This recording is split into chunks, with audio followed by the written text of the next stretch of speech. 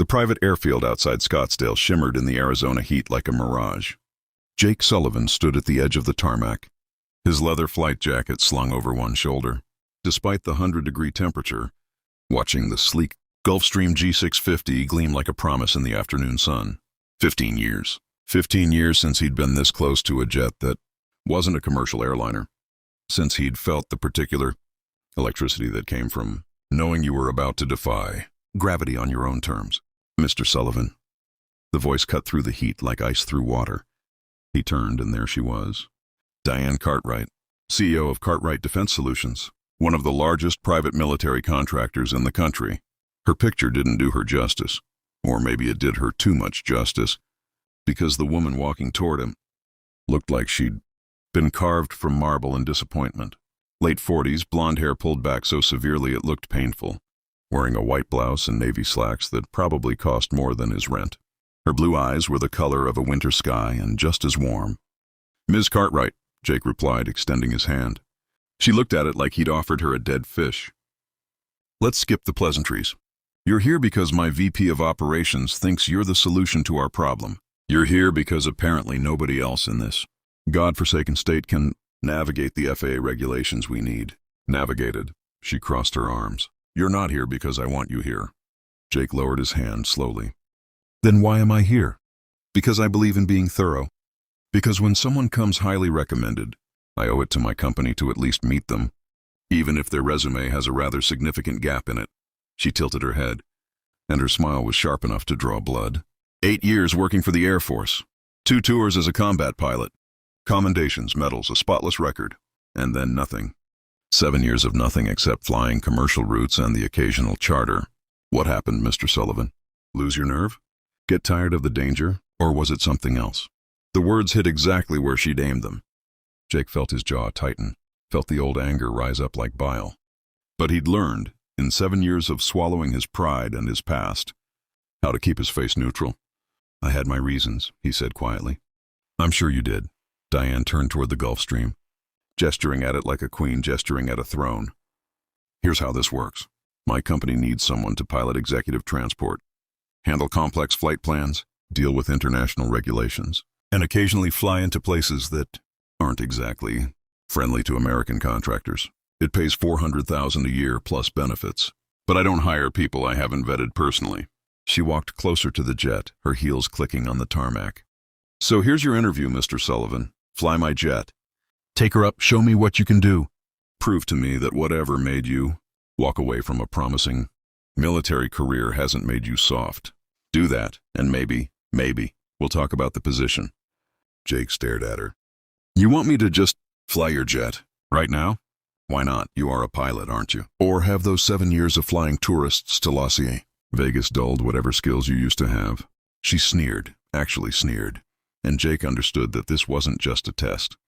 This was about power, about watching him jump through hoops, about proving that she could make people dance to her tune. "And if I say no?" he asked. "Then you walk away, and I never think about Jake Sullivan again.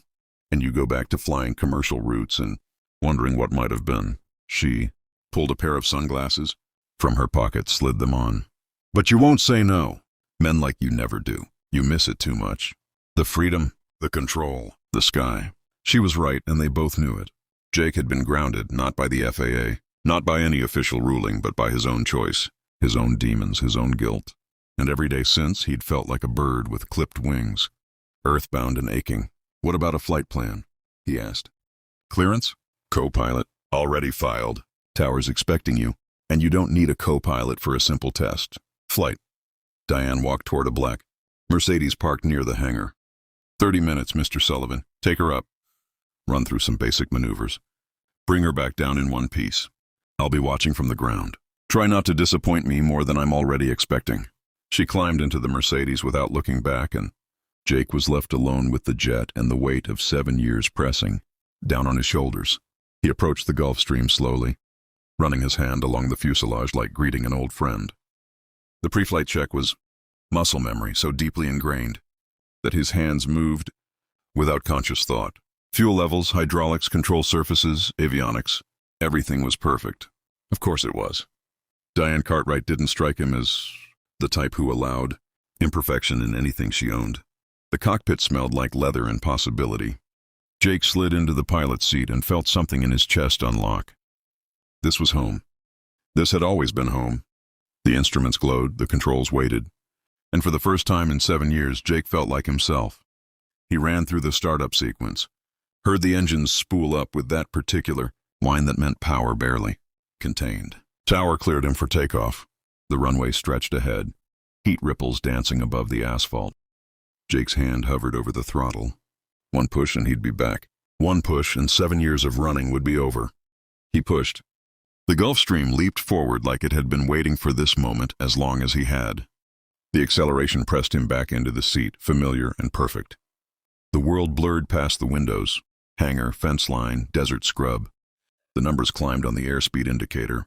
80 knots. 120. 140. V1, committed now. No turning back. Veer rotation speed. Jake pulled back on the yoke, and the Gulf Stream's nose lifted toward the sky. The ground fell away. The wheels left the tarmac. And just like that, he was flying. The feeling was indescribable. It was like coming home after a war. It was like breathing after drowning. It was everything he'd been missing compressed into a single moment of pure, crystalline joy. He climbed to 5,000 feet, then 10. The desert spreading below like a tan and brown canvas. The jet handled like a dream, responsive, smooth, powerful. He ran through a series of turns, tested the controls, felt the aircraft respond to his slightest input. It was perfect. Everything was perfect. And then he saw it. On the instrument panel, tucked into a small frame that he'd somehow missed during pre-flight, was a photograph. It was old, faded, the corners worn from handling. It showed a man in a flight suit, younger, standing next to an F-16 with his arm around a boy who couldn't have been more than 12. Both of them were grinning at the camera with identical smiles. Jake's hands went numb on the controls. He knew that photograph. He knew it because he'd had a copy once, in his own wallet until he'd burned it 7 years ago, along with his uniform and his pride and everything else he couldn't stand to look at anymore.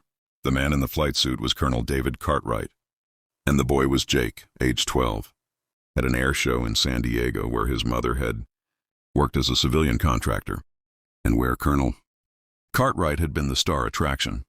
David Cartwright, who'd spent an entire afternoon with a starstruck kid, showing him the cockpit, explaining the instruments, telling him stories about flying that had planted a seed in Jake's heart, that had grown into an obsession.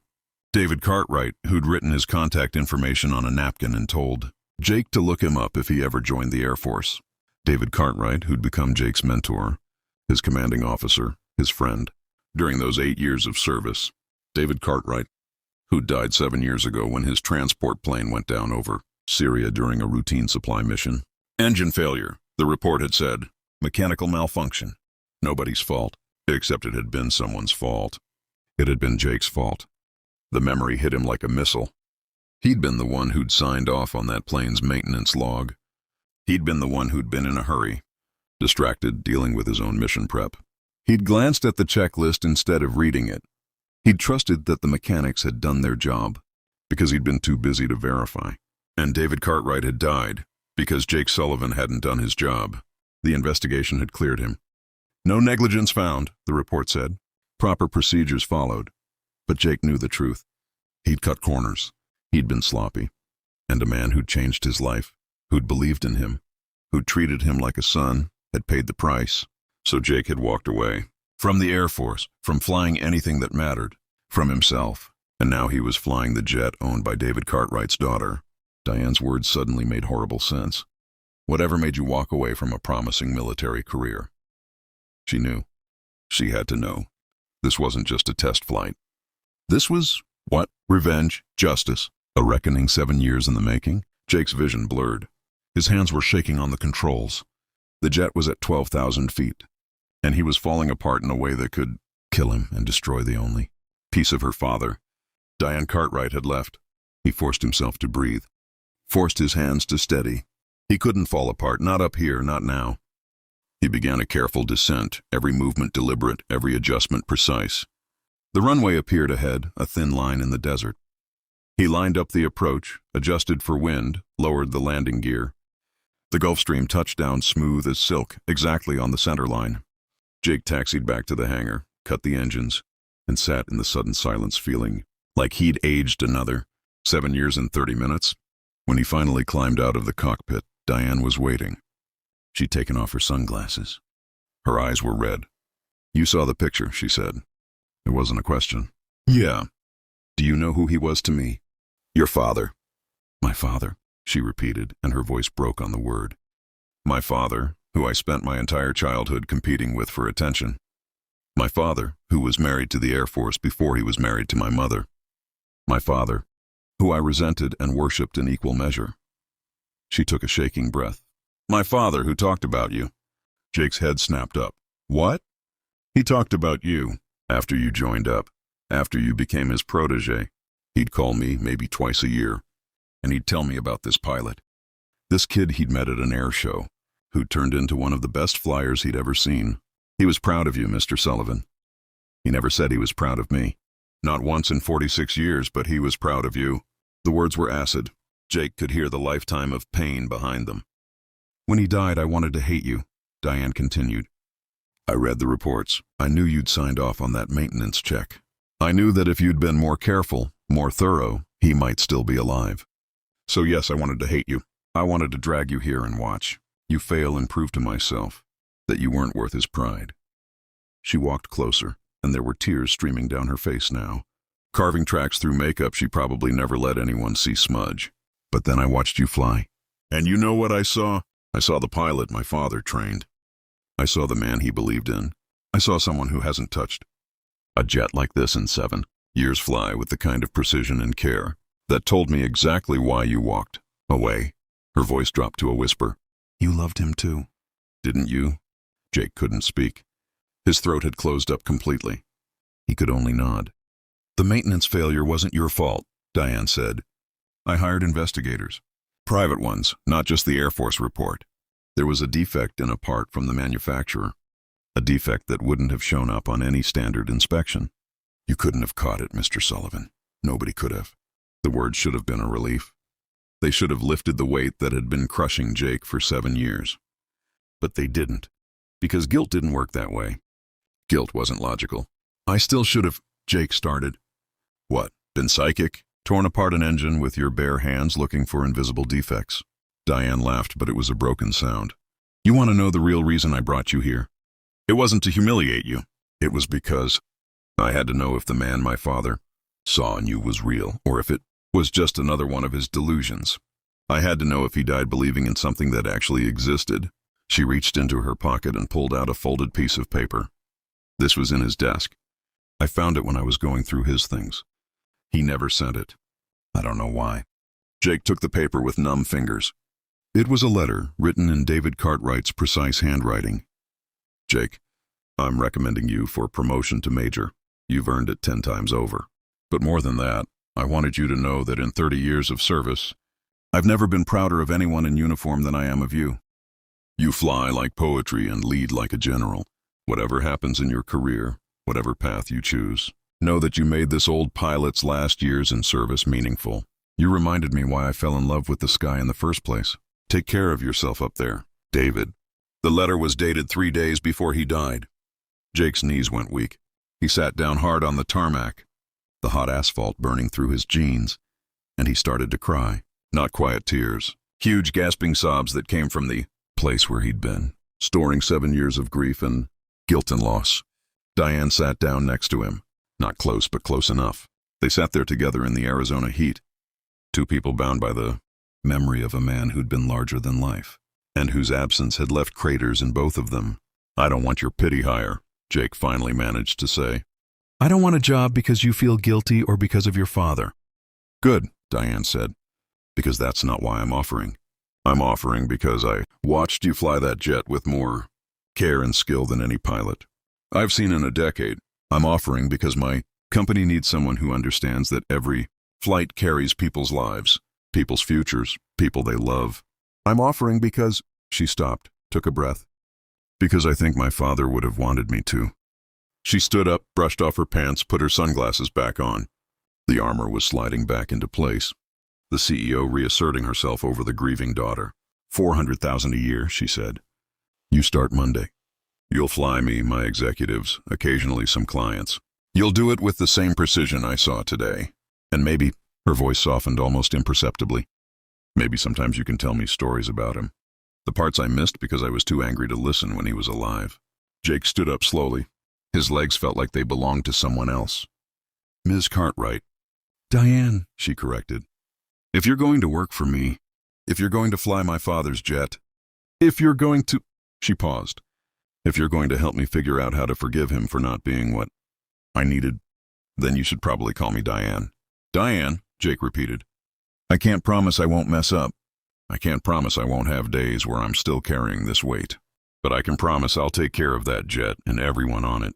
Like they're the most precious cargo in the world. I know you will. That's why you're hired. She held out her hand. And this time when Jake took it, she didn't let go right away. He would have been happy, you know, that we found each other. He always wanted me to understand why he loved flying so much. Maybe you can show me what he saw. Maybe we can figure it out together. Jake said. Diane nodded once, sharp and decisive, then walked back toward her Mercedes. But halfway there, she stopped and turned around. Jake? She'd taken off her sunglasses again, and her eyes were clear now, purposeful. Thank you. For loving him. For being what he needed when I couldn't be. For carrying his memory even when it hurt. She smiled, small and sad and real. And thank you for that landing. It was perfect. He would have been proud. Then she was gone, driving away in a cloud of desert dust, leaving Jake standing next to the Gulf Stream, with a letter in his hand and the sky stretching overhead like forgiveness. He looked up at that sky, at the endless blue that had always been his church, his sanctuary, his home. Somewhere up there, he liked to think David Cartwright was watching, maybe laughing at the cosmic joke of it all, maybe just glad that the two people he'd loved in different ways had finally found each other in the wreckage of his absence. Jake folded the letter carefully and put it in his jacket pocket, right over his heart. Then he walked back into the hangar, pulled out his phone, and called his sister. Hey, it's me, he said when she answered. Yeah, I'm okay. Better than okay, actually. I got the job. And sis? I think I'm finally ready to stop running. That night, Jake drove back to his apartment in Phoenix and did something he hadn't done in 7 years. He pulled out the box from the back of his closet, the one he'd been too afraid to open, and went through it piece by piece. His old flight suit, his medals, pictures from his time in service. And at the very bottom, wrapped in tissue paper like something sacred, his wings. He pinned them to the bulletin board in his kitchen, next to the job offer Diane had emailed him that evening. 2 symbols of the same thing, not the past, but the future. Not who he'd been, but who he could still become. On Monday, Jake Sullivan reported for his first day at Cartwright Defense Solutions. Diane met him in the hangar, wearing slacks and a blazer, all business. But when she handed him his flight schedule, there was something else tucked inside, another photograph, this one recent. It showed the Gulf Stream on the tarmac with the sun setting behind it. And written on the back in Diane's precise handwriting were 4 words. He's still with us. And as Jake prepared for his first official flight, running through pre-flight checks with the kind of thoroughness that had become sacred to him, he realized something profound. The runway hadn't just unearthed what Diane had buried, her grief, her anger, her need to understand the father she'd lost. It had unearthed what Jake had buried too, his passion, his purpose, his belief that he deserved to fly. Sometimes the things we bury aren't really gone. They're just waiting for the right moment, the right person, the right runway to bring them back to light. And sometimes the people we think are testing us are really just looking for someone who understands their pain, someone who can share the weight of grief until it becomes light enough to carry. Jake took off into the Arizona sky that morning with Diane, Cartwright in the passenger cabin, heading to a meeting in San Francisco. And for the first time in 7 years, when he pulled back on the yoke and felt the earth fall away beneath him, there was no guilt riding shotgun.